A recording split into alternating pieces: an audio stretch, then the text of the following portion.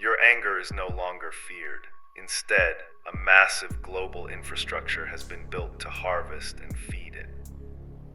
Look upon the digital landscape. It is not a quiet sanctuary, but a tempest of perpetual indignation. We have constructed a global colosseum, and on its sand we have crowned a new set of high priests. These are not prophets of truth, nor are they leaders of men. They are the merchants of wrath, hired performers of outrage who sit in pristine, glass-paneled studios, speaking into expensive microphones with faces of manufactured shock and fury. They do not seek to resolve your grievances, they seek to harvest them. They do not want to set you free, they want to keep you screaming at the glass. In the old times, wrath was a rare, heavy storm. It was an organic response to immediate, visible injustice, a flame that burned hot and fast, demanding physical resolution and leaving behind either the ashes of destruction or the cleared ground of a new order. It was bound by the concrete limits of physical space and human presence. Today, wrath has been vaporized, standardized, and pumped into your home through the glowing screen. It is no longer a human emotion. It is a synthetic gas, an industrial product engineered by machine learning to maximize the duration of your gaze. This is the first deception of the modern arena, the illusion of moral duty. You are told that your anger is your voice. You are told that to be silent is to be complicit, that to scroll without fury is to surrender. But this is the lie of the marketplace. The platforms do not reward the justice of your cause, they reward the velocity of your reaction.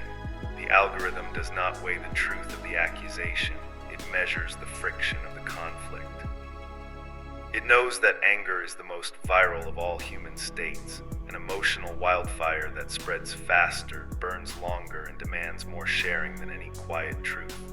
The machines feed upon your blood pressure. They log the microseconds your finger hesitates over a headline of betrayal. They map your fears, refine the code, and present you with the next bait, ensuring you remain suspended in a state of permanent, low-grade hostility.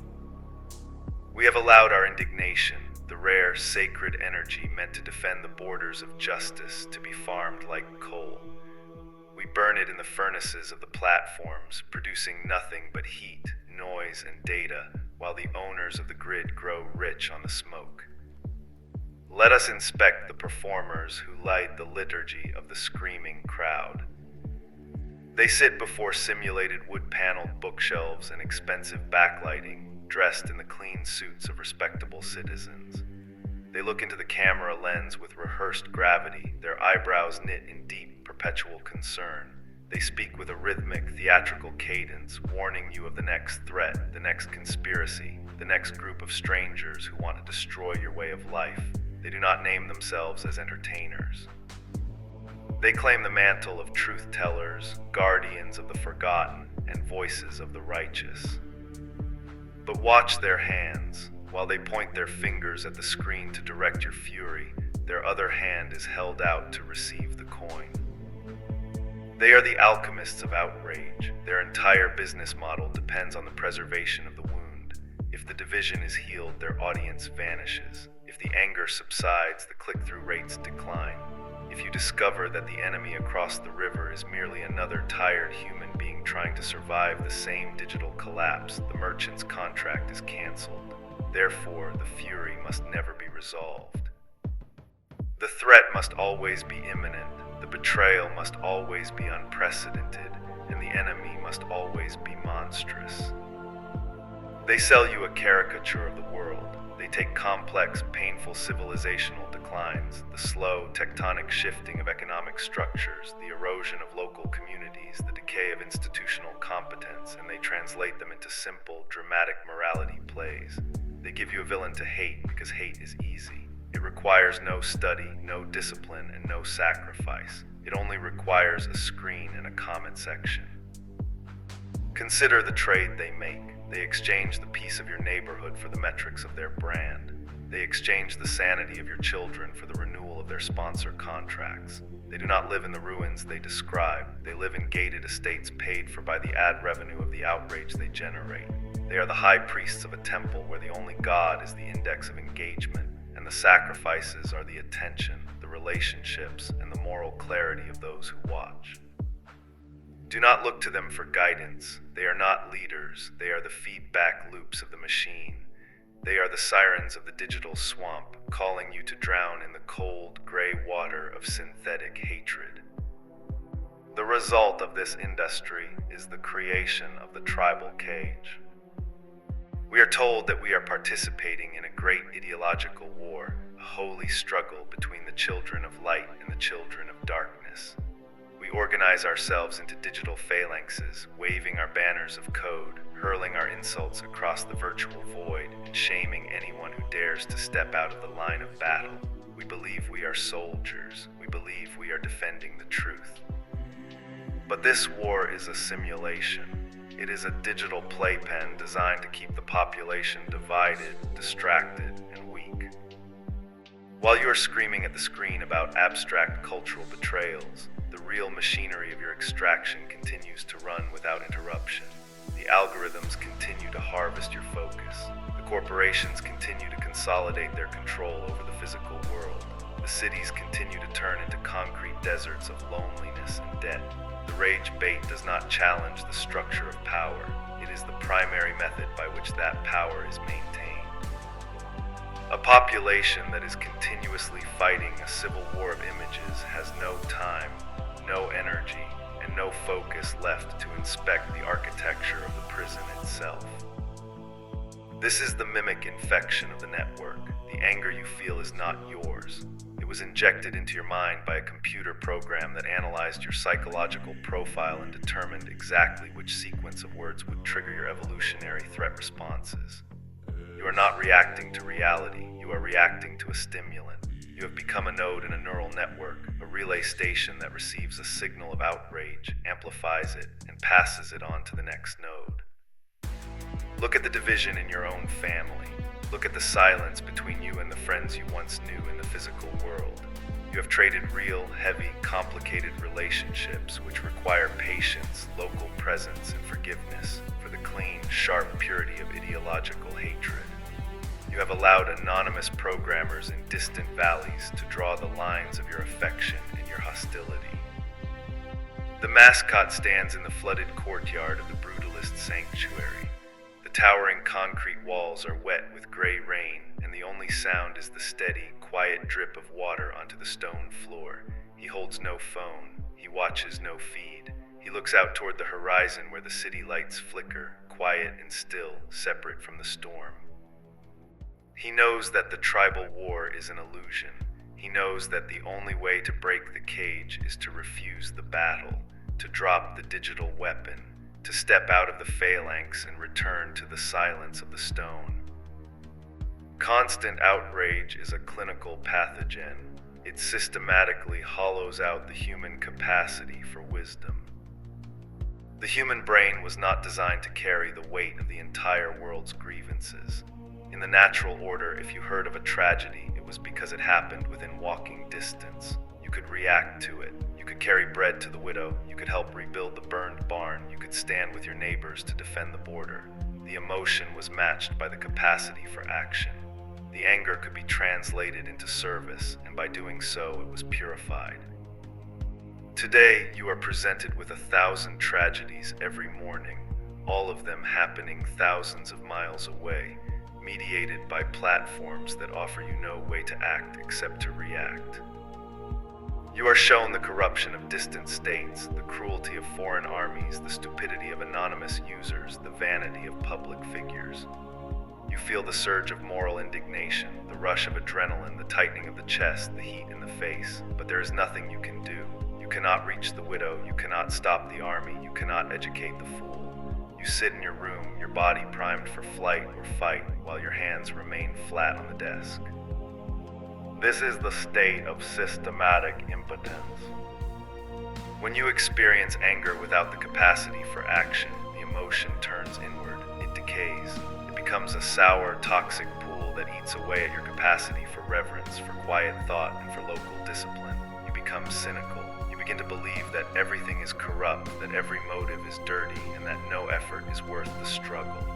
You lose the ability to see beauty, because your eyes are trained to look only for the threat. You lose the ability to hear the quiet voice of truth because your ears are filled with the screaming of the digital coliseum. The merchants of wrath have taught you to mistake intensity for depth. They tell you that because your anger is strong, your moral character must be strong, but this is the ultimate deception. The loudest voice in the crowd is often the emptiest soul. True moral strength is not a scream, it is a structure. It is the quiet, heavy discipline that stands in the wind without shifting an inch. Clear the noise. The screaming of the world does not require your participation. Turn your back on the arena. Reclaim the quiet of your own mind. In his ancient letters of warning, the senior devil Screwtape wrote of a simple method to destroy the soul of a man. He advised his nephew to direct the man's malice to his immediate neighbors, the people he saw every day, the mother whose habits annoyed him, the worker who shared his desk, while directing his benevolence to the remote circumference, to people he did not know and would never meet. By doing so, the man's virtues became imaginary, while his vices remained entirely real. The modern outrage industry is the perfect realization of this devilish design. It directs your malice to the remote circumference, to political figures you will never meet, to cultural movements in distant cities, to demographic groups you only know through the caricatures of the screen. You spend your days hating these abstract phantoms. You believe you are fighting a noble battle against the forces of decay. Meanwhile, in your physical life, you ignore the concrete duties that sit on your doorstep. You do not speak to the neighbor who lives 10 yards from your door. You do not help the family member who is struggling in silence. You do not clean the room you sleep in, nor do you repair the local community that is rotting around you. Your benevolence is abstract, digital, and cheap. Your malice is immediate, toxic, and real. You have allowed the screen to reverse the natural moral order, turning you into a creature that loves humanity in the abstract, but hates the individual person who stands in front of them. This is the theft of your agency. The merchants of wrath want you focused on the remote battles because those battles are profitable. They want you angry about things you cannot change, because as long as you are staring at the horizon, you will not notice the trash pile at your feet. They sell you a synthetic righteousness that costs you nothing but your attention, and they buy your silence in the physical world where your actions might actually matter. Break the spell, redirect your focus. Let your malice toward the abstract phantoms die in the silence, and let your active, concrete discipline begin at home. The world is not saved by those who scream at the screen. It is rebuilt by those who pick up the hammer and work on the wall that stands in front of them. How do we survive the age of manufactured fury? We do not survive it by arguing with the merchants of wrath. We do not survive it by trying to correct the caricatures they present. To enter their arena is to lose by default, because they own the sand, they own the walls, and they harvest the engagement of the conflict regardless of who wins the debate. We survive it by building the stone altar of stillness. First, we must practice the discipline of non-reaction. When the notification arrives, when the headline screams of the latest betrayal, when the performer looks into your eyes and demands your anger, do nothing. Let the screen go dark. Let the chemical surge of adrenaline rise in your chest, and let it pass away without translating into a single click, a single comment, or a single share. Starve the machine of its fuel. Second, we must return to the local, concrete reality. Look down at your hands. Look at the room you sit in.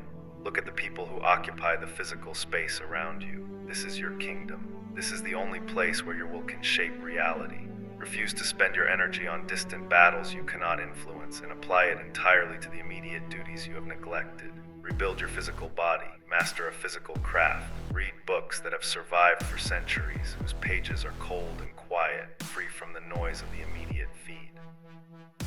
Third, we must cultivate the monumental silence. The cathedrals of stone were built to survive the centuries because they were rooted in deep, silent foundations. They did not react to the political collapses, the wars, or the plagues that swirled around their arches. They stood still. They remained heavy. They preserved the silence of the sanctuary so that those who were exhausted by the noise of the street could step inside and find their sanity. The mascot stands inside the brutalist sanctuary, a silent witness to the end of the age of noise. He does not scream at the city. He does not wave a banner. He simply stands against the massive concrete pillar, his hands empty, his posture disciplined, his gaze fixed on the quiet altar. The screens will continue to scream.